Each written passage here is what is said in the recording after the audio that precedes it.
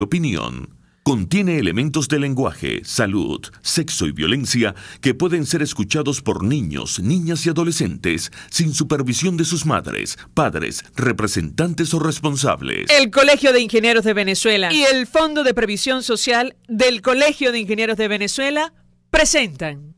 A partir de este momento, todas las voces se unen en una sola señal. RCR presenta Conexión 750 con María Alejandra Trujillo.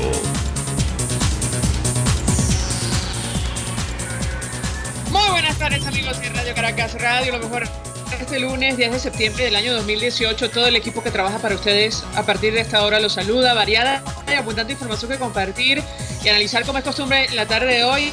Empezamos la semana con este encuentro en el Consejo de Seguridad de Naciones Unidas. En realidad, dos encuentros.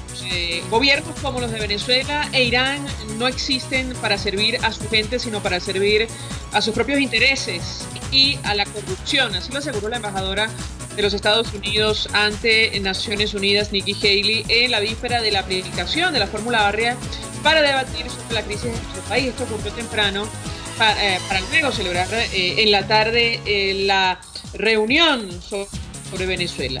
El hecho es, dijo, que la corrupción en esos regímenes no puede ser ignorada, así lo advirtió Mercedes de Freitas, de representación de Transparencia Venezuela, quien tomó la palabra en el encuentro informal sobre lo que ocurre en nuestro país. Aseguró en su que es la causa de la crisis que padecemos los venezolanos. En el país se instaló una cleptocracia y se ha anulado la autonomía e independencia entre los poderes, aseguró durante su intervención en el Consejo de Seguridad. Y la nueva alta comisionada para Derechos Humanos de la ONU, la expresidenta Michelle Bachelet, destacó el creciente número de personas que huyen de Venezuela y Nicaragua durante su primer discurso ante Naciones Unidas. La funcionaria destacó la necesidad de vigilar los derechos humanos y determinar las razones de estos movimientos migratorios. Habrá que ver cómo se desarrolla en sus funciones, sobre todo en el caso de Venezuela. Ella recordaba que se estima que 2.3 millones de ciudadanos habrían abandonado el país hasta el 1 de julio, el 7% del total de la población. La Oficina del Alto Comisionado de Derechos Humanos de la ONU, denunció, recordamos en su informe de junio, que las violaciones a los derechos sociales y económicos, incluyendo casos de muerte por malnutrición y medicinas, forman parte del contexto en Venezuela. El canciller venezolano Jorge Arreaza denunció que se usan los derechos humanos como armas de satanización. Y esta declaración ocurre en momentos en los cuales se cumplen 34 días de la incomunicación del diputado Juan Requesens. Los comentaremos, como es natural, durante la tarde de hoy. Varios datos en materia económica. Venezuela acordó a al menos 7 empresas de servicios cederles el manejo temporal de campos petroleros a cambio de que suban la producción con el pago de un monto variable por barril. Esto lo aseguró la agencia de noticias Reuters, lo comentaremos también. Se trata de, aparentemente una apertura petrolera a espaldas de los principales socios. Hablamos de los venezolanos. Este es un comentario que hacemos a título personal. En momentos en los que, por cierto, la unidad de craqueo catalítico de la refinería Cardón, la segunda más importante del país, estaría paralizada también, según Reuters. Y con una nueva ley de régimen cambiario ambivalente que flexibiliza al tiempo que crea restricciones, es apresurado hablar de eliminación del control de cambio. Esto según nuestro invitado, el economista Alejandro Brisanti. Con él hablaremos ampliamente a partir de las 5:30 de la tarde. Esto es Conexión 750. Comenzamos. ¿Qué está pasando en este país? Y saludamos en línea telefónica a nuestro primer invitado. Se trata del doctor, abogado Joel García. Él es defensor del diputado Juan Requesens. 1.000.000 de gracias por atendernos. Muy buenas tardes. Muy buenas tardes, María Alejandra. Buenas tardes a tu audiencia. Pues iniciaría conversación, doctora, a partir de dos temas. En principio, usted denunció el cambio de la juez titular en el caso del diputado Juan Requesens, me corregirá si me equivoco, y su salida del país. Eso en primer lugar. Y en segundo lugar, confirmar que ya son 34 días de incomunicación del parlamentario. Lo escuchamos. Sí, bueno, no fue que denuncié la salida de la juez, sino que lo que puedo confirmar y aseverar es que la juez no está en el tribunal. No sé si se encuentra de vacaciones, de permiso o de reposo, pero fue encargada una nueva juez. A través de las redes sociales se ventiló de que la juez se encontraba en Bilbao, España, cosa que ignoro, ¿no? Y lo que sí dije que si eso es así, es bastante extraño que en un caso de esta envergadura a un juez se le conceda una licencia para ausentarse del tribunal o del país.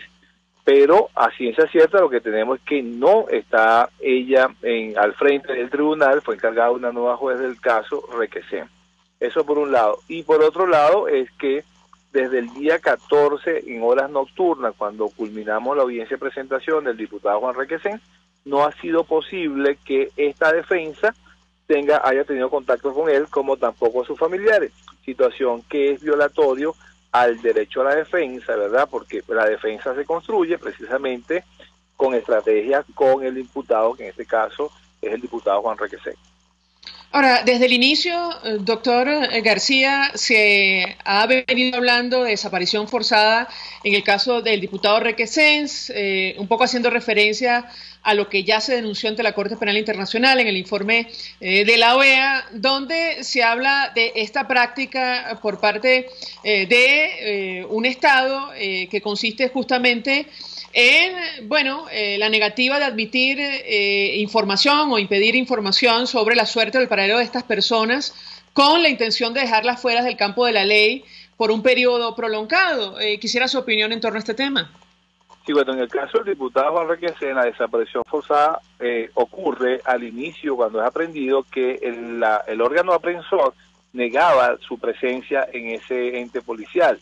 Pero una vez que ya admite que lo tienen allí, o sea, ya cesa esa violación, que es una práctica recurrente de estos organismos de inteligencia y de seguridad del Estado. Así tenemos varias personas que pasan con creces hasta 15, 20 días y no son ni siquiera presentadas en un tribunal, y además se niega la presencia de ellos en esos cuerpos policiales. Eso es lo que constituye la desaparición forzada según el protocolo que establece ese delito, ¿no? Ahora, en el caso de Juan Requesén, lo que tiene ahorita es una incomunicación que atenta contra cualquier derecho fundamental. Cuando una persona está detenida, el mínimo derecho que se le puede garantizar es el derecho que se defienda. Y en este caso, mira, no ha sido posible, por cuanto hasta el día de hoy, responsablemente tengo que decirlo, a las 10, 11 de la mañana que nos encontrábamos en el helicoide, no había sido posible acceder a las actas del expediente. Ya en horas de la tarde, hasta hace poco, estuvimos revisando las actas que reposan en el Ministerio Público, de las 9 piezas que conforman el expediente, pudimos ya acceder a las primeras 4. Entonces, por lo menos, ya vamos a saber qué obra en contra del diputado, ya vamos a poder saber cuáles son los medios de convicción, los elementos de convicción que podemos nosotros aportar al Ministerio Público para desvirtuar todas esas presuntas imputaciones y acusaciones que en forma pública hizo el presidente de la República y su ministro de Comunicaciones. Y quiero aclarar que esas imputaciones que hizo el presidente de la República con unos videos no forman parte de las actas procesales en esta investigación. Ahora, ¿qué obra, a la luz de lo que usted ha podido leer, en contra del diputado? Eso en primer lugar. Y confirmar si es cierto que los videos que presentó Nicolás Maduro, o uno de ellos, incluso el otro que trascendió en redes sociales, fue promovido como prueba por el Ministerio Público. Bueno, ¿qué obra contra Juan Requesén? Solamente los dichos, ¿verdad?, el presidente de la República, el ciudadano que es de apellido Monasterio, que fue exhibido también en video como una confesión. Solamente eso es lo que hay. Es decir, no, en estos días de reserva de actas, no hay nada más distinto contra Juan Requesén. Esos videos no forman parte del acervo probatorio del expediente, no fueron promovidos por el Ministerio Público. Nosotros sí vamos a promoverlo, porque la prueba indiciaria que hablaba el presidente de la República o el Ejecutivo Nacional era esa confesión supuestamente del ciudadano que de apellido Monasterio. Quiero advertir a los ciudadanos venezolanos y hacia el mundo de que una confesión es solamente válida si es rendida bajo coacción, sin coacción, sin tortura, sin apremio y acompañado de su defensa. Vemos el video del monasterio donde aparece esposado. ¿Qué persona puede estar de forma voluntaria, espontánea y libre con unas esposas en la muñeca? Entonces lo vamos a promover porque eso constituye una prueba más bien de la nulidad con que se está pretendiendo enjuiciar a Juan Requesens. Ahora, doctor, bueno, por lo que usted comenta y tomando en cuenta que continúa incomunicado el diputado Juan Requesens, ha sido imposible determinar su estado de salud porque también se temió por el posible uso de algún medicamento que provocara o durante la grabación de ese video y el otro que lo presentó en una situación inenarrable. ¿Qué puede decirnos sobre este tema? Bueno, lo que le puedo decir con respecto a ese video que han cuestionado muchas personas, incluso los médicos, los facultativos, y el propio padre que también es médico cuando dijo, ese no es mi hijo, porque yo conozco mi hijo y esa no es la forma en que él habitualmente está.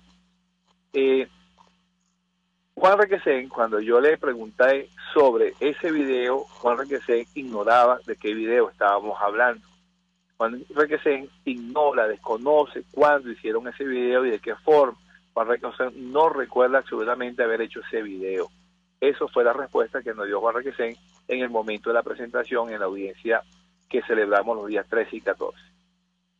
Es decir, que ustedes pueden promoverlo como una prueba para determinar que allí hubo irregularidades, ¿correcto? Por supuesto, una violación flagrante, puesto de que él no estaba acompañado primero que nada de su defensa y segundo, lo hizo en unas condiciones que no recuerda. Ahora, no le puedo aseverar de que estaba bajo los efectos de algún fármaco o algún químico, puesto que eso es prueba, se probaría a través de un examen toxicológico que no le fue practicado en esos días inmediatos o ese mismo día, y que si se les practicó días posteriores, unas semanas después, por supuesto que, según los entendidos, ahí no, en el torrente sanguíneo no quedan traza alguna del fármaco que se presume se le suministró. Ahora, escuchaba yo una declaración, y usted me corregirá, doctor García, si me equivoco, en la cual efectivamente usted decía, si se determina que la juez que llevaba inicialmente el caso salió del país, esto demostraría que estamos frente a un montaje, porque no habría elementos para probar bueno, los delitos por los cuales se acusa al diputado. Quisiera su comentario en torno a este tema y saber si entendimos bien parte de esta declaración. Lo escuchamos. Sí, a preguntas que formularon los medios de comunicación sobre qué opinaba si la juez que conoce el caso en primera fase salió del país y no regresara. Oye, si no regresa al país, eso es un síntoma muy negativo para el Estado venezolano, por cuanto lo que se infiere es que esa juez no se quiere involucrar en violaciones a derechos humanos.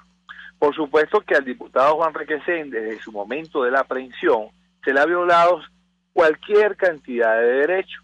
Y si esta juez no regresara al expediente, no regresara a conocer de la causa, lo que nos está indicando es que la juez no quiere involucrarse en ello.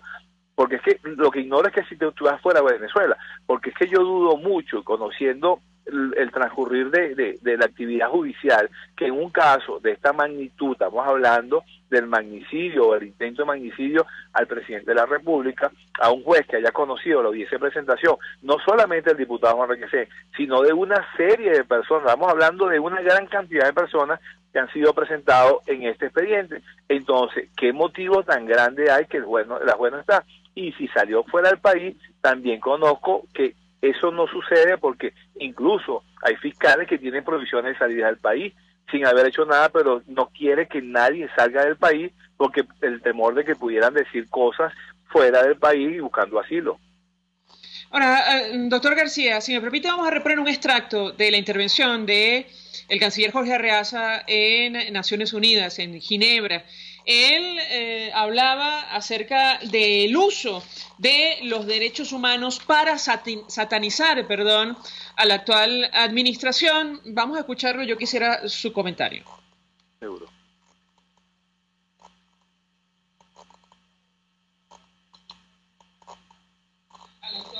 un arma contra los rivales, pese a que constituyen el legado de cada ser humano y jamás deben ser instrumentalizados como armas de satanización.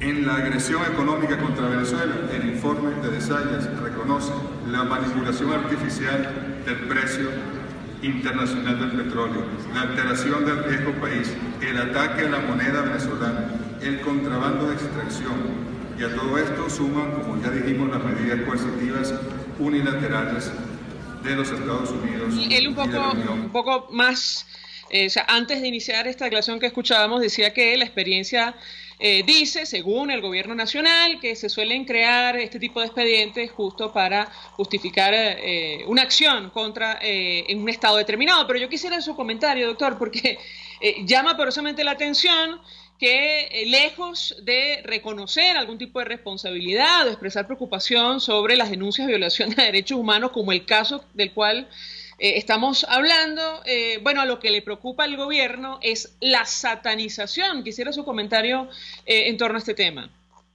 Bueno, fíjese, el gobierno nacional nunca ha reconocido ser autor de violaciones a los derechos humanos.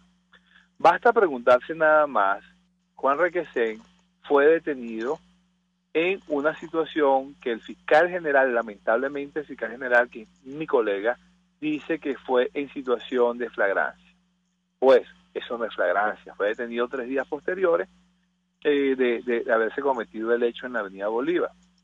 Si Juan Requesén es diputado, él goza de lo que se llama un antejuicio de mérito y además goza de la inmunidad parlamentaria. Ambas cosas se le violaron. Además, la Constitución establece que una persona puede ser detenida solamente en flagrancia o porque existe una orden judicial. Tampoco existe la orden judicial. Además, dice la Constitución en su artículo 200 que si un diputado de la República es sorprendido en flagrancia, debe ser conducido hasta su residencia. Tampoco está en su residencia. Dice la Constitución Nacional que cuando una persona es aprehendida debe ser presentada dentro de las 48 horas siguientes ante un tribunal de control. Fue presentado 6 días después. Dice la Constitución, en su artículo 49, numeral 1, que la defensa es un derecho inviolable en todo estado y grado del proceso. Es decir, que la defensa tiene que estar al lado de ella, es lo único que tiene un aprendido. Y hasta la presente fecha no nos han permitido el acceso ni a las actas, que bueno, tuvimos acceso hoy, ni a las actas del expediente, ni a Juan Requesén, y el tribunal sigue dando sin despacho. Díganme ustedes, no se sabe el estado de salud de Juan Requesén ni el estado psicológico de Juan Requesén. Su familia tampoco lo ha podido visitar y tampoco se ha permitido que se comunica ni vía telefónica, ni por carta, ni por misiva, ni por ningún tipo. Entonces, díganme ustedes si eso no es violación flagrante a un derecho humano. Entonces, se mostró un video donde su dignidad humana, ¿verdad?, se maltrata. Díganme ustedes si eso no es violación de derechos humanos. Si es que estamos satanizando los derechos humanos. No. Basta ver lo que ocurre en Venezuela para saber que no estamos satanizando absolutamente nada. Basta ver que eso son pruebas fehacientes de todo ello. Yo agregaría, doctor, estuvo desaparecido. De hecho, en un momento determinado no se sabía dónde estaba. Gracias por atendernos, acompañarnos. Joel García, abogado del diputado Juan Requesén, expresando opinión y además compartiendo información valiosa acerca del estado del proceso en su contra. Hacemos una pausa y ya venimos. Usted escucha Conexión 750 con María Alejandra Trujillo, solo por RCR 750 AM.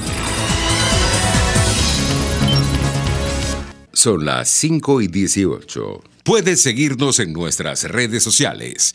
En Twitter, @RCR750, la radio que se ve. Mensaje del ingeniero Enzo Betancourt, presidente del Colegio de Ingenieros de Venezuela. Estimados colegas, ingenieros, arquitectos y profesionales afines, el hombre es del tamaño de sus dificultades y siempre será capaz de vencerlo. En el año 2018 debemos trabajar para construir el país que nos merecemos todos los venezolanos. Siempre un paso adelante. Visita nuestro portal www.cib.net.be. Colegio de Ingenieros de Venezuela, construyendo futuro. Mensaje del ingeniero Kenick Navarro, presidente del FOMPRES CIB. Apreciado colega ingeniero, arquitecto y afín, el Fondo de Previsión Social del Colegio de Ingenieros de Venezuela, FOMPRES CIB, diseñó para la protección de tu salud el Sistema Integral de Previsión Social. El mismo tiene a tu disposición beneficios de la solvencia, asistencia primaria de salud, el plan de salud con coberturas de acceso VIP, todos estos planes pensando en la protección de tu familia. Para mayor información visita fomprescibe.net.be. Colegio de Ingenieros de Venezuela, construyendo futuro. RCR 750 AM, porque lo bueno une. El poder de la comunicación en tus manos. Conexión 750 con María Alejandra Trujillo, solo por RCR 750 AM. Continuamos, amigos, en Conexión 750, y ayer hubo un nuevo apagón en el área metropolitana de Caracas, también en parte del estado Vargas, incluyendo el aeropuerto internacional Simón Bolívar en Maiquetía y parte de Guarenas. Uno de nuestros invitados habituales en este espacio, el ingeniero José Aguilar, que es, saben ustedes, consultor internacional de poder de generación y riesgo, decía en su cuenta en Twitter: el sexto apagón de amplio espectro llega a Caracas. Este año, anemia, generación, transmisión al límite, distribución en caída, tienen estos eventos garantizados. Él decía que volverá a pasar, y nuestro invitado en esta parte del programa, ha dicho que la crisis eléctrica es absolutamente intencional. Con él queremos hablar acerca de lo que ocurrió en el área metropolitana. Se trata del ingeniero electricista, profesor de posgrado de Economía de Petrolera de la Universidad Central de Venezuela, ex viceministro de Energía y Minas, Víctor Poleo. Como siempre, gracias por atendernos. Muy buenas tardes. Buenas tardes, María Alejandra. El tema que nos ocupa, si recuerdo bien, ya tiene cerca de 10 años de conversaciones luego de regreso de España, si recuerdo bien. Así es, ingeniero, es decir, estamos hablando de este tema desde la declaratoria de emergencia en nuestro país que, justificó una cantidad enorme de dinero que el Ejecutivo Nacional en teoría destinó al sistema eléctrico en nuestro país. Yo quisiera iniciar conversación a partir de este tema que lamentablemente es todavía recurrente. Lo escuchamos. Es recurrente y se va a quedar por un largo tiempo, María Alejandra. Dineros. Estimamos más de 40.000 millones de dólares asignados a la crisis. Una crisis que desde luego fue fabricada, es una coartada para destrucción y para despilfarro y corrupción. Los resultados están a la vista. El sistema no está mejor hoy que como estaba en el año 98. De manera que si estos 10 años los vemos como una secuencia de eventos, resultados desastrosos, adversos a la sociedad, adversos a la economía, ¿cómo no concluir que es intencional? Es decir, no hay intención de resolver esto. La crisis eléctrica no la hay, y no la hay, María Alejandra, a mi juicio, porque los resultados para el gobierno, para el socialismo del siglo XXI, le son favorables. Sin electricidad no hay actividad económica y no hay bienestar social. Si no hay bienestar social, la población se desmoviliza, se desanima, hay desesperanza, entra en un estado de asfixia, hay desplazamiento fuera del país, las migraciones que estamos viendo, y si no hay actividad económica, se desmantela la capacidad productiva de la clase media comercial, la clase industrial, y es lo que a un gobierno de este corte, de este talante, le interesa, es terminar con la propiedad privada. Por eso concluimos que la crisis es intencional, es una forma de imponer un estado de cosas asfixiante a la sociedad y a la economía. Ahora, ¿es viable un modelo de esta naturaleza, ingeniero? Por ejemplo, ¿es posible determinar la razón del apagón del día de ayer que terminó colapsando el principal terminal aéreo en nuestro país. Hablo del aeropuerto de Maiquetía. ¿Qué puede comentarnos? Bueno, difícil comentar sobre esto porque poco a poco se va cayendo a pedazos el sistema. Este apagón de ayer y el apagón o el accidente que hubo grave en la subestación Tavaras al norte de Maracaibo, cuando fallan los sistemas de protección, la subestación se incendia, sobrecarga, los transformadores revientan, los cables caen en las calles. Todo esto es parte de resultados de un sistema que ya es irrecuperable. Siento ser tan pesimista, pero ya no hay solución. Se va a ir cayendo a pedazos. Se cae el aeropuerto de Maiquetía, bien. Pero si hubiera algún escucha del interior diría, pero esto está pasando todos los días aquí, en el aeropuerto y no en el aeropuerto. De manera que nos vamos alarmando todos los días con las noticias, pero las noticias son todos un guión que poco a poco se va cumpliendo. Creo que poco hay que hacer, María Alejandra. Ahora, creo que no es la opinión de buena parte de la comunidad internacional y lo saco a colación porque hoy el tema de la corrupción fue motivo de discusión en el marco del Consejo de Seguridad de Naciones Unidas en reunión informal utilizando la fórmula ARRIA, y lo saco a colación, ingeniero, porque usted llegó a decir, y lo comentamos siempre, aquella frase que le escuchó a Ali Rodríguez, según la cual, cuando se trata de la revolución desde el punto de vista moral y ético, era lícito robar, siempre y cuando ese dinero fuera justo para la revolución. Y yo quisiera su comentario al respecto porque, insisto, la comunidad internacional aparentemente se lo está tomando muy en serio. Mercedes de Freitas decía hoy que, lo que está ocurriendo en Venezuela se explica en buena medida por la corrupción que ha habido en nuestro país. ¿Qué puede comentarnos? Así es. Hay que robar por si acaso la revolución fracasa. Esta frase es de Ali Rodríguez estando en el Ministerio de Energía en el año 2000, comienzo, cuando veíamos algunos casos en Cadafe. Pero estos casos se enanizan frente a la colosal corrupción que vino luego, a partir de 2003. Hubo gran renta petrolera y había que encontrar un problema o varios problemas para una solución. La solución era qué hacer con la renta petrolera. La renta petrolera se despilfarró.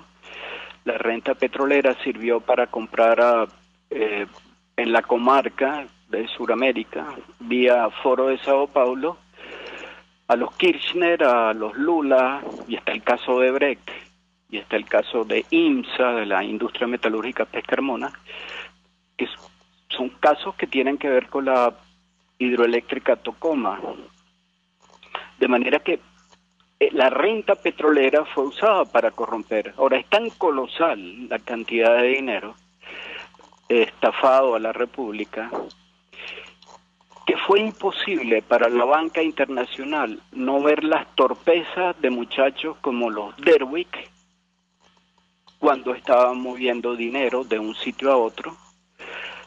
Acaba de ser apresado, creo, este muchacho de apellido Convit Guruseaga, nieto de Jacinto Convit, insigne científico venezolano. El caso de Martín Krull, el abogado que ahora admite haber canalizado, blanqueado cerca de 1.200 millones de dólares de dinero asociado a Ramírez y a las estafas en PDVSA. Algunas de ellas son estafas eléctricas. De manera que la torpeza, el haber adquirido fortunas de la nada, la torpeza de toda esta clase política emergente, hizo que no pasara desapercibido para las oficinas que se ocupan de rastrear capitales blanqueados, capturarlo. Está el caso también de Nervis Villalobos, que fue viceministro de Electricidad. Estuvo al lado de Ramírez en una oficina de nuevos negocios petroleros. Claro que hay alarma. La intoxicación de dinero mal habido crea desequilibrios en otras economías. Así sea España, así sea Andorra, así sea Colombia, donde también hay casos de dinero. No, y además, ingeniero, perdón que lo interrumpa, la quiebra de un país producto de la corrupción también crea alarma, porque, entre otras cosas, se ha generado un éxodo, un movimiento migratorio inédito en la región, producto de estos temas. Si me permite, voy a reponer un extracto de la declaración de la embajadora de Estados Unidos ante Naciones Unidas, Nikki Haley, quien convocaba esta reunión informal, y ella se expresaba sobre este tema de la corrupción y sus consecuencias en los siguientes términos, y yo quisiera su reacción. Gracias. Los países con más problemas del mundo, la corrupción no es simplemente parte del sistema, sino el sistema en sí. Los gobiernos de Venezuela e Irán no buscan servir a su pueblo con un poquito de corrupción. No, lo que hacen es atender sus propios intereses, y la corrupción es el sistema que utilizan para lograrlo. Los regímenes corruptos no pueden ser ignorados, no pueden tampoco abordarse con apenas susurros o en voz baja. Si queremos comprometernos con la paz y la seguridad en el Consejo, tenemos que atajar la corrupción. Hay ejemplos de corrupción que han impulsado el conflicto por doquier. Los cálculos de cuánto los gobiernos corruptos, por ejemplo de Víktor Yanukovych, robó al pueblo ucraniano, llega a 100.000 millones en menos de 4 años. Bueno, en el caso de Venezuela, yo creo que vamos a perder la cuenta cuando determinemos el destino de, más de 1 millón de millones de dólares que ingresaron a nuestro país en los últimos 20 años. Pero quisiera su comentario, ingeniero, porque, insisto, la comunidad internacional da la impresión que se está tomando muy en serio no solo la corrupción, sino las consecuencias del caso venezolano. Lo escuchamos. Ciertamente, así parece por las declaraciones de Nikki Haley. Como bien anota, la factura petrolera del 2004-2014 sobrepasa 1 millón de millones de dólares, una cantidad que intoxicó al país e intoxicó las economías y dio lugar a esta inédita red de corrupción. Ramírez al frente, Dalí Rodríguez también, y luego los ejecutores, los Derwick, los IMSA, los amigos de Kirchner, como antes anotaba, y de Lula. En fin, y esto desde luego son transgresiones al equilibrio internacional, son transgresiones al orden instituido occidental. Bien bueno que el Consejo de Seguridad entienda esto, porque el daño que está causando la entrada de capitales tóxicos por vía de blanqueo de capitales, valga la redundancia, es descomunal, puede desequilibrar economía. De manera que bienvenida la atención que pueda prestar el Consejo de Seguridad y al sus caso miembros. venezolano. Ingeniero, gracias por atendernos, acompañarnos. Hablamos con Víctor Poleo, ingeniero electricista, profesor de posgrado de Economía Petrolera de la Universidad Central, fue viceministro de Energía y Minas entre el 99 y 2001 y llegó a decir aquello de que, lo que está ocurriendo en nuestro país es absolutamente planificado. Él lo calificaba como mecanismo criminal, pretende domesticar a los venezolanos. Se trata de una crueldad, ha dicho él, guionizada. A esta hora hacemos una pausa, vamos a publicidad. Estás en sintonía de Conexión 750, solo por RCR 750 AM. Puedes seguir nuestra programación a través de rcr.tv, la radio que se ve. En el restaurante Long Low se atienden los comensales más exigentes con todo placer y piden sus platos a su gusto, pero si quieren algo y no está en el menú, se lo preparan a su gusto y al momento. Y los jueves, viernes y sábados hay música en vivo y bailable. Come, baila y goza en Long Low, Santa Mónica, Avenida Teresa de la Parra, calle Rufino Blanco Fombona, a la derecha después del centro comercial. No te equivoques, parece chino pero no es. Bar Restaurant Long Low, poquito pero sabroso, pero sabroso. Mensaje del ingeniero Ramón López, vicepresidente del Colegio de Ingenieros de Venezuela. Apreciado colega ingeniero, arquitecto y profesional afín, el sistema de salud venezolano no presta la atención requerida y la altísima inflación encarece notoriamente este servicio. Es por ello que el Fondo de Previsión Social del CIP te ofrece un servicio de salud seguro, confiable y accesible, con amplia cobertura. Para mayor información visita el portal www.cib.net.be. Colegio de Ingenieros de Venezuela, construyendo futuro. Mensaje del ingeniero José Peraza, tesorero del FONPRES CIB. Estimado colega ingeniero, arquitecto y profesional afín, el Colegio de Ingenieros de Venezuela y el Fondo de Previsión Social, preocupado por la salud de tu familia, ha diseñado un sistema de salud integral que coloca a tu disposición y que contiene asistencia primaria de salud, ambulancia, hospitalización, cirugía, oftalmología, dermatología, fisioterapia, psicología, odontología, farmacia y funerario. Para mayor información, visítanos a nuestros portales cib.net.be, fonprescib.net.be, Colegio de Ingenieros de Venezuela, construyendo futuro. Cuando pienso en frescura, pienso en Central Madeirense. Y sé que solo allí encontraré lo mejor en productos de primera calidad, donde las frutas y vegetales son traídos directamente del campo, con olor a tierra fértil, a tierra venezolana. En Central Madeirense son más frescas. RCR 750 AM, porque lo bueno une. Este programa es presentado por Puig es María. María es de Puig. La Academia de Ciencias Físicas, Matemáticas y Naturales presenta El progreso tiene su ciencia.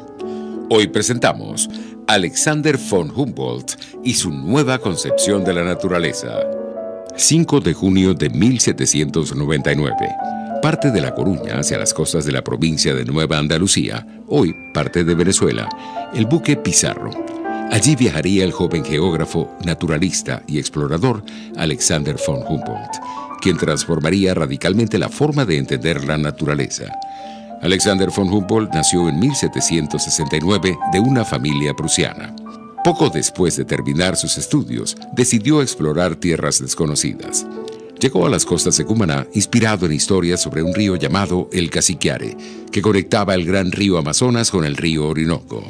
La conexión entre grandes sistemas fluviales era un fenómeno sin precedentes en Europa para aquel momento. Von Humboldt atravesó los llanos venezolanos hasta San Fernando de Apure. Se internó en la selva a través del río Apure hasta llegar al Orinoco, y 3 meses después consiguió la entrada del río Caciquiare. Durante esta expedición, Alexander von Humboldt descubrió un mundo nuevo, una intrincada trama de organismos disímiles interconectados entre sí, inseparables de su espacio geográfico y su clima. Es decir, Humboldt vislumbró por primera vez el concepto de ecosistema. En 1803, a sus 33 años de edad, Alexander von Humboldt cruzó por última vez el Ecuador hacia el norte, para dejar a un continente que cambiaría definitivamente su visión del mundo y la forma como las siguientes generaciones percibirían a la naturaleza. El progreso tiene su ciencia. La Academia de Ciencias Físicas, Matemáticas y Naturales presentó El progreso tiene su ciencia. Cuando cierras los ojos y viajas en el tiempo. Cuando el sabor te transporta a otro lugar. Cuando el olor te hace recordar momentos únicos. Esa es María Puig, una galleta que es un pedacito de tu historia. María Puig, una galleta que endulza tu vida. María Puig, una galleta que te ha acompañado por más de 100 años. Puig es María. María es de Puig. Este programa fue presentado por Puig es María. María es de Puig. RCR 750 AM, porque lo bueno une. María Alejandra Trujillo te acompaña en Conexión 750, solo por RCR 750 AM. Claro y raspado. Continuamos hoy en Conexión 750 y decíamos al inicio que por enésima vez el gobierno nos habla de libre convertibilidad. Nuestro invitado en línea telefónica, lo citábamos, ha dicho con una nueva ley de régimen cambiario ambivalente que flexibiliza al tiempo que crea restricciones. Es apresurado hablar de eliminación del control de cambio. Incluso voy más allá. José Ignacio Hernández, profesor de Derecho Administrativo, decía a Pro Da Vinci lo siguiente: no hay libre convertibilidad porque esto supone el derecho de los particulares a intercambiar divisas directamente en los términos y condiciones que pacten libremente, y en este caso tienes que pasar por el filtro del sistema regulado por el Banco Central. Si no tengo mis divisas por el sistema regulado, ¿me van a penalizar? Si la respuesta es sí, entonces no es el fin del control de cambio. Saludamos a Alejandro Grisanti, economista, director de Ecoanalítica. Como siempre, gracias por atendernos. Buenas tardes. Muy buenas tardes, María Alejandra. Pues mucho interés conocer su opinión acerca de este nuevo documento. Da la impresión que no estamos ni de lejos frente al fin del control de cambio en nuestro país. ¿Qué opina usted? Mira, María Alejandra, yo creo que es el caso de que no se va a eliminar el control de cambio. Yo creo que hay que esperar un poco a ver cómo el gobierno y el Banco Central van a aplicar esta nueva ley, o cómo se va a ver traducido esta ley en el nuevo mecanismo de subasta. Justo es decir, de que si el precio que publica y el precio al que se dan las transacciones, el tipo de cambio resultante de esas subastas, se obedece al libre juego de la oferta y la demanda, creo que va a ser un paso al frente, un paso adelante. Sin embargo, yo esperaría que en un ambiente de hiperinflación, donde todos los precios vienen subiendo con mucha agresividad, donde esperamos que más bien viene un incremento del ritmo inflacionario, y un ambiente donde hay escasez de dólares producto de la caída de la producción petrolera y de la falta de financiamiento internacional, lo más probable, y yo me he atrevido a decir prácticamente que lo más probable de aquí a diciembre es que tengamos en diciembre un sistema cambiario muy parecido al que tuvimos la semana pasada, es decir, que vamos a volver o vamos a mantener ese control de cambio. Entonces, si bien se puede dar una ventana, una apertura en una semana, yo creo que por los factores antes descritos vamos a volver a un control de cambio, al igual como lo veníamos teniendo, porque al final este gobierno no está dispuesto o en este gobierno no existe el consenso para realmente movernos hacia una liberalización o hacia una libre convertibilidad. Pero es que además lo pongo en los siguientes términos. Libre mercado cambiario significaría, y un poco utilizando lo que decía el doctor José Ignacio Hernández, que bueno, la gente que tiene bolívares suficientes para comprar divisas puede acceder a un mercado que va a satisfacer esa necesidad, cosa que no ocurre en este momento en nuestro país, ¿correcto? Claro, es así. La pregunta es si a partir de mañana o el miércoles, cuando se dé la primera subasta, eso va a pasar. Es decir, si una empresa, por muy grande que es, o por un gran requerimiento de divisa que tiene que comprar 2, 3 millones de dólares y pone una postura agresiva en tipo de cambio para ganar esos 2, 3 millones de dólares, si el Banco Central lo va a aceptar. Porque al final, cuando se establece un sistema cambiario que responda a la oferta y la demanda, al final el que demanda un precio más alto es el que termina adjudicándose los dólares. Entonces yo no veo o me cuesta ver a este gobierno aceptando eso, me cuesta ver a este gobierno que no imponga restricciones en la cantidad de dólares que una empresa puede comprar o una persona natural puede comprar, y por consiguiente yo todavía creo que esto puede ser un paso a la flexibilización, que se puede retroceder en esa flexibilización, pero que el control de cambio, mientras Maduro esté en el poder, está para quedarse. Pero es que además, si el gobierno utilizara lo que tiene en reservas internacionales para tratar de responder a la demanda, creo que nos quedaríamos sin reservas en muy poco tiempo, ¿es correcto? Bueno, además las reservas no son líquidas, ahí tienes derechos especiales de giro, tienes oro que no es tan fácil de vender, o sea, tienes muchas cosas que están en reserva que no son dólares simplemente para la parte de financiamiento. Además las reservas tienen que ser como una especie de amortiguador del sector externo. Venezuela necesita tener más reservas internacionales y no menos. ¿Qué pasa si, ni que Dios lo quiera, pero hay una nueva caída en los precios petroleros, etcétera? Bueno, ese amortiguador debería estar en las reservas internacionales, cosa que no está. Entonces, pero volviendo al espíritu de tu pregunta, María Alejandra, yo creo que al final en un ambiente escaso en dólares, bien sea porque no hay dólares en la reserva, bien sea porque la producción petrolera viene cayendo con mucha fuerza y por el aislamiento internacional que tiene Venezuela, en ese ambiente de escasez de dólares es muy difícil tratar de eliminar un control de cambio, y creo que no existe la convicción, el consenso dentro del gobierno de la eliminación del control cambiario. Ahora, eso me lleva a la siguiente inquietud sobre la situación de la industria. Compartíamos con los amigos oyentes de información de Reuters, según la cual Venezuela ya habría acordado con al menos 7 empresas de servicios cederles el manejo temporal de campos petroleros a cambio de que suban la producción con un pago de un monto variable por el barril. Yo quisiera su comentario en torno a este tema, porque estamos hablando de una negociación, bueno, a espaldas del principal accionista, por decir lo menos. Hablo de los venezolanos. ¿Qué impacto puede tener si esto se concreta en la práctica? Lo escuchamos.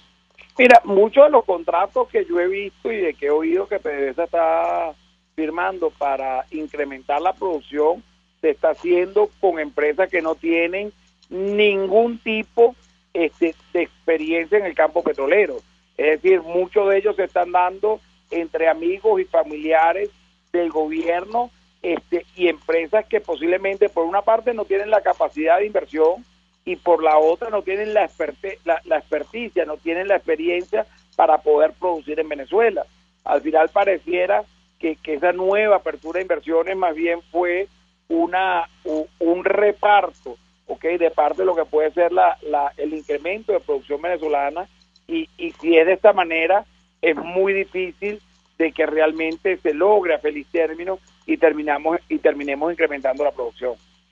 Ahora, tengo que preguntarle, también trascendió hoy, la paralización de buena parte de la refinería Cardón, la segunda más importante del país, con el impacto que esto tiene para el mercado interno de la gasolina. Quisiera su comentario, porque al final del día la situación en nuestro país se explica no solo por la corrupción, lo hablábamos en el corte anterior, también por la situación. Algunos hablan de la posible incluso quiebra de Petróleos de Venezuela. ¿Qué puede decirnos? Mira, yo el declarar la principal industria del país, el símbolo de la prosperidad, el símbolo de al final de lo que puede ser la Venezuela del futuro, como puede ser PDVSA, yo estoy en desacuerdo. Al final sí lo que tiene es un pésimo manejo de la industria petrolera, tanto en explotación como refinación. Las refinerías han estado fuertemente afectadas, no logran cumplir o no logran producir a las capacidades que tienen. Venezuela ha necesitado en algunos momentos, no solo ha dejado de exportar gasolina, sino que adicionalmente ha tenido momentos donde está importando la gasolina, en un momento, que al final supuestamente se va a dar un incremento en precios del mercado interno. Entonces, efectivamente, en la medida que el mérito, la experiencia, no son las palabras comunes de oír en la actual PDVSA, en esa misma medida se ha venido empeorando y llegando a una posición crítica de la empresa. Pero de nuevo, mi posición es que hay que reestructurar PDVSA, relanzar PDVSA dentro de un nuevo gobierno, pero yo estaría en desacuerdo de lanzarla a la quiebra. Finalmente yo le preguntaría cuáles son las expectativas que ustedes tienen ya cerrando este año 2018. La verdad, conversamos con Asdrúbal Oliveros, incluso con las cifras de la Asamblea Nacional, cuesta trabajo imaginar una inflación por encima de 4 millones %, pero todo parece indicar que esa es la dirección. El gobierno no hace absolutamente nada para resolver el problema. ¿Qué puede comentarnos? Sí, mira, la expectativa de nosotros de cierre de año es bastante negativa, desafortunadamente. Estamos viendo una contracción económica que puede estar en el orden del 18%. Estamos viendo una inflación que, como bien dijiste, va a superar los 4 millones, puede estar en 4,5 millones. Eso significa, para buscar explicarme, que los precios se van a multiplicar, o que los precios se multiplicaron por un múltiplo cercano a 45,000. Es decir, lo que valía uno al principio de año va a valer 45,000 a final de año. Si esta tendencia permanece, nuestra proyección cambiaria, que es muy dura, hoy está alrededor de los 100 bolívares soberanos, pero estaríamos hablando que de aquí al cierre de año el tipo de cambio se situaría en 8,000 bolívares soberanos, volviéndonos a indicar o empezando a dar señales que de esa tendencia a mantenerse vamos a necesitar una nueva reconversión monetaria en el 2019 o hacia el cuarto trimestre del 2019. Entonces, bueno, al día de hoy el salario mínimo estaría muy lejos de $1 mensual con esa proyección. Bueno, a 8,000 bolívares por dólar, estaríamos diciendo que el actual salario integral, que incluye bono alimentario, solo compraría 25 centavos. Aquí un punto relevante también, María Alejandra, de por qué la falta de credibilidad hacia el gobierno se debe a que al final lo que anuncian no lo hacen. Habían dicho que iban a indexar el salario mínimo y muchos de los precios al petro, pero la inflación ha sido cercana al 150, 160% desde los anuncios de Nicolás Maduro en el 17 de agosto. El dólar se ha subido su precio en un 50, 60%, y por supuesto al final el petro no se ha movido, no se ha indexado. Señal de nuevo que es lo que nos hace poner en duda el nuevo convenio cambiario, la nueva ley de régimen cambiario, nos hace poner en duda muchos de los anuncios que constantemente hace y que al final no se llevan a cabo. El nuevo convenio cambiario. Bien. Gracias, Alejandro Grisanti, como siempre, por atendernos, acompañarnos, economista, director de Econalítica, expresando opinión acerca de estos temas, el nuevo convenio cambiario y el impacto que va a tener. Hacemos una pausa y ya venimos. Escuchamos Conexión 750, solo por RCR 750 AM. Mensaje del ingeniero Enzo Betancourt, presidente del Colegio de Ingenieros de Venezuela. Estimados colegas, ingenieros, arquitectos y profesionales afines, el hombre es del tamaño de sus dificultades y siempre será capaz de vencerlo. En el año 2018 debemos trabajar para construir el país que nos merecemos todos los venezolanos. Siempre un paso adelante. Visita nuestro portal www.cib.net.be. Colegio de Ingenieros de Venezuela, construyendo futuro. Mensaje del ingeniero Kenick Navarro, presidente del FONPRES CIB. Apreciado colega ingeniero, arquitecto y afín, el Fondo de Previsión Social del Colegio de Ingenieros de Venezuela, FONPRES CIB, diseñó para la protección de tu salud el Sistema Integral de Previsión Social. El mismo tiene a tu disposición beneficios de la solvencia, asistencia primaria de salud, el plan de salud con coberturas de acceso VIP, todos estos planes pensando en la protección de tu familia. Para mayor información visita fonprescib.net.be. Colegio de Ingenieros de Venezuela, construyendo futuro. En carnavales, Semana Santa, vacaciones escolares y navideñas, aprovecha las promociones y ofertas de Cauchera Fran Luis en RIN 13, 14, 15, 16, 17 y para camiones en cauchos nacionales e importados a precios insuperables. Final Avenida Baral, pasando la estación de servicio y al lado del banco. Teléfono 0416-607-6406. Cauchera Fran Luis, tu mejor opción. El poder de la comunicación en tus manos. Conexión 750 con María Alejandra Trujillo, solo por RCR 750 AM. Continuamos, amigos, en Conexión 750. Cerramos con un titular. Amnistía Internacional criticó en un informe la estrategia de expulsión activa que asegura aplica Curazao con los migrantes venezolanos, al tiempo que le pidió a este territorio que apoya a quienes huyen de la grave crisis que vive nuestro país. Nosotros nos despedimos. Lo hacemos a nombre de Jaime Benestares en la dirección general de la estación, en la gerencia de producción Willy Tarcaya, en la producción Selene Pérez, en los controles Eduardo Llanes, quien tuvo el placer de acompañarles, María Alejandra Trujillo. Los dejamos con la entrevista. El Colegio de Ingenieros de Venezuela y el Fondo de Previsión Social del Colegio de Ingenieros de Venezuela presentaron. RCR presentó Conexión 750 con María Alejandra Trujillo, solo por RCR 750 AM.